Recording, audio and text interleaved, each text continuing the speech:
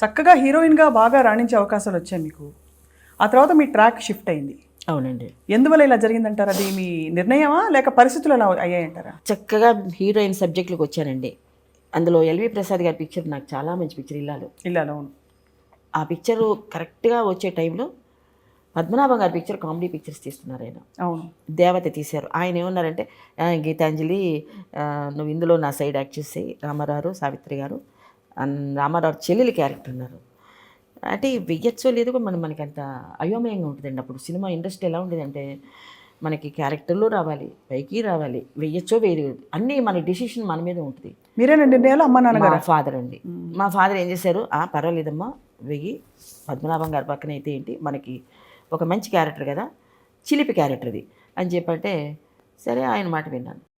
నాకు అప్పటి నుంచి కొంచెం నా క్యారెక్టర్స్ మారిపోయినాయి. మీరు ఏదో స్వతహాగా ఎంజాయ్ చేశారు అంటే కామెడీ పాత్రలు, వ్యాంప్ పాత్రలు, మీకు ఐటమ్ సాంగ్స్ ఇలాంటి సాంగ్స్ కూడా వచ్చాయి.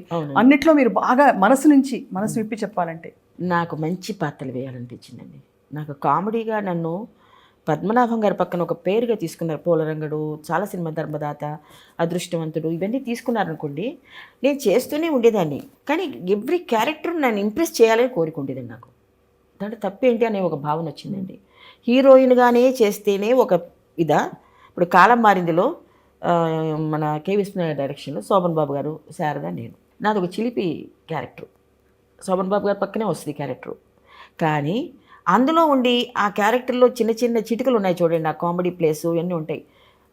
హరే రామ హరే కృష్ణ అని పాట పాడుకుంటుంది అంటే చాలా చిలిపిది అనమాట అండి. అవన్నీ కూడా జనానికి నచ్చి ఈవేళ ఆ బిట్టు కూడా గుర్తుపెట్టుకున్నారండి.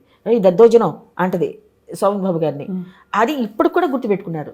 అట్లాగా క్యారెక్టర్స్ మంచి పడితే మటుకు నేను అప్పుడు అనుకున్నాను, డిసైడ్ చేశాను, I will do all the characters అని చెప్పి. చక్కటి పాత్రలు మీరు చేస్తున్న టైము, మీరు పద్మనాభం గారితో ఈ కాంబినేషన్లో నటించడం వల్లే మీకు హీరోయిన్ పాత్రలు తగ్గాయి. అదేనా మెయిన్ రీజన్? అవునండి, 100% రాంగ్ ట్రాక్ అండి అది. కానీ భలే హిట్ కాంబినేషన్ ఇద్దరిది కూడా. బట్ అందరూ కూడా అన్నారు. పీపుల్ గారి డైరెక్షన్ నేను యాక్ట్ చేస్తున్నాను, మురళీకృష్ణ, శాంతకుమారమ్మ, నాగేశ్వరరావు గారు, ఆయనతో ఒక మంచి చిత్రం, చాలా మంచి చిత్రాలు చేశాను, చెల్లులుగానే మంచి చిత్రాలు చేశాను.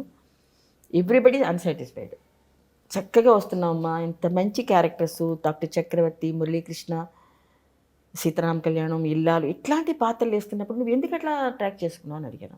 అందరూ మీరు ఎందుకు చేశారు? మా ఫాదర్ చేయించారండి. ఫాదర్ వల్లనా? సంపాదన చేసేద్దామని. అంటే ఏదో ఒకటి నెడుతుంది కదా మన ముందుకి ప్రతి అంశం. అంటే ఒకటండి, దాని గురించి డిసిషన్ తెలియదు మాకు.